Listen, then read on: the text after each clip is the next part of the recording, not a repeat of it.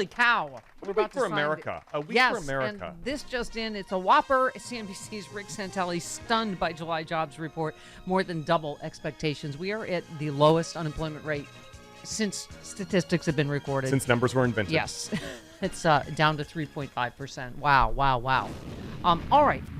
I am wearing my Black Lives Matter because justice has come for Breonna Taylor. Mm-hmm. We are, of course, I'm not, I wouldn't say celebrating. Would you, Travis?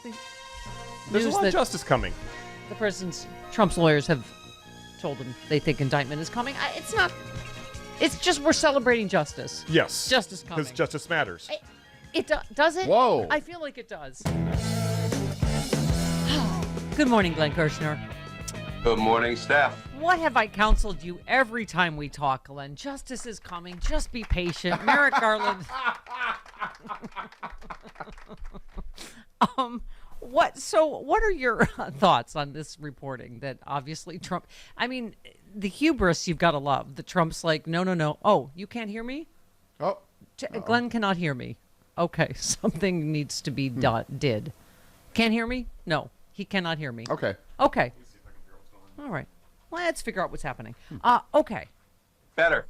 There we go. Hiya. Hello. Okay. So obviously the hubris, in this reporting, that Trump is, I'm not concerned, witch hunt, it'll be fine. But this is obviously, we know from the two Pat subpoenas this week that this has reached into the Oval Office, and obviously there is reporting now Trump's attorneys are counseling him that he may be indicted. So what do you take from all of this, from the latest reporting?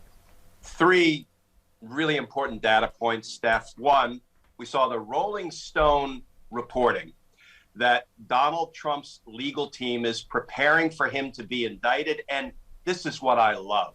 This is why Donald Trump's legal team is like the worst legal team imaginable. Except for Alec Jones. They are saying, that good point. They're saying, we are preparing a defense that will be putting it on, quote, the fall guys.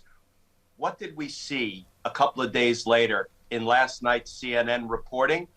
Donald Trump has been counseled to cut off all contact with and not talk to Mark Meadows. The only reasonable inference we can draw from that is Meadows is flipping, right? Maybe he has flipped, maybe he hasn't flipped. That's what you counsel somebody when it comes to, one of your buddies who is now cooperating with the feds. Do not talk to him anymore. And then the third data point is the Pat Cipollone subpoena to the grand jury. And Steph, all testimony is not created equal, because the J6 testimony that Pat Cipollone gave, we all saw it, some of it on videotape. He wouldn't answer the big questions. He wouldn't talk about what Donald Trump said or did. He wouldn't talk about Trump's crimes.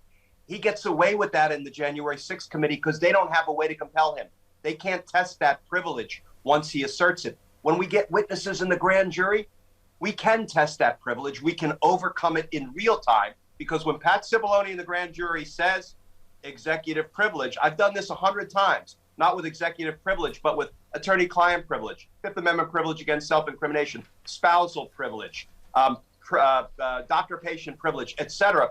We walk over to Chief Judge Beryl Howell's chambers, the chief judge of the D.C. Federal District Court, who has supervisory authority over the grand jury, and we litigate it in real time, and she rules, I predict, Joe Biden hasn't invoked the privilege, so you lose, because Donald Trump doesn't get to invoke it, and there's a crime fraud exception, so belt and suspenders, you lose twice. Now, Pat Cipollone, go back in there and testify truthfully. And then, Steph, Cipollone has all the legal backing he needs, because a judge has ordered him to do it, and he's bulletproof, and he can testify about Trump's crimes, and I predict he will. The dam really is breaking. Yeah.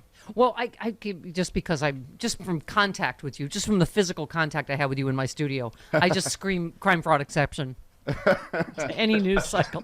But that's the whole thing they're hinging it on, right? That's the whole discussion happening now, is executive privilege.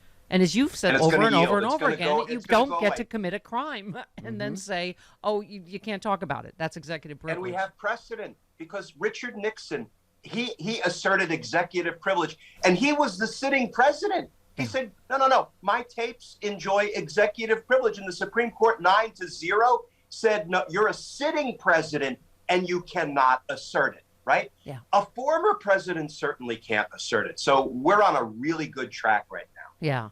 Yeah. So in other news, when I don't know where you end and I begin, I thought it was an original thought, and then I realized I read your tweet and I thought, oh, I stole that from Glenn Kirschner. But it's not really stealing when you just organically...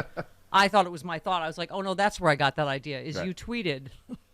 So agencies in which Trump installed lackeys, DHS, DOD, USSS, some installed after he lost the election, wiped their cell phones.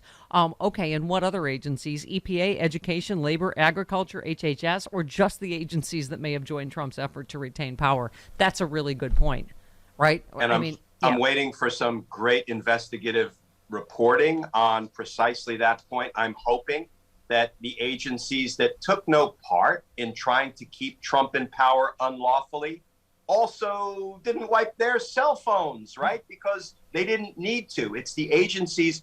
I mean, think about it. Yeah. After he lost the election, he put in a new Secretary of Defense for 2 months, Chris Miller. So Chris Miller could do precisely what Chris Miller did, make sure the Capitol was set up for failure, and then wiped his cell phone. Come on now. Yeah. What do we look like?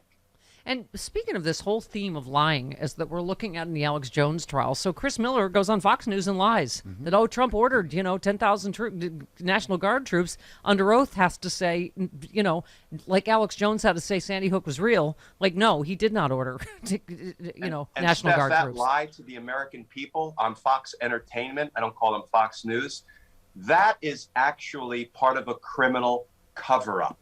Okay. That's chargeable as a crime. I'm appreciative that he told the truth under oath before the J6 committee, but when you lie to the American people trying to cover up Donald Trump's crimes, you're committing your own crime of accessory after the fact and misprision of a felony. So keep it up, sport. Keep it up. I'm so happy to hear you say that, because how many times have we heard, well, it's not a crime to lie on Fox News, otherwise they wouldn't have a network. I mean...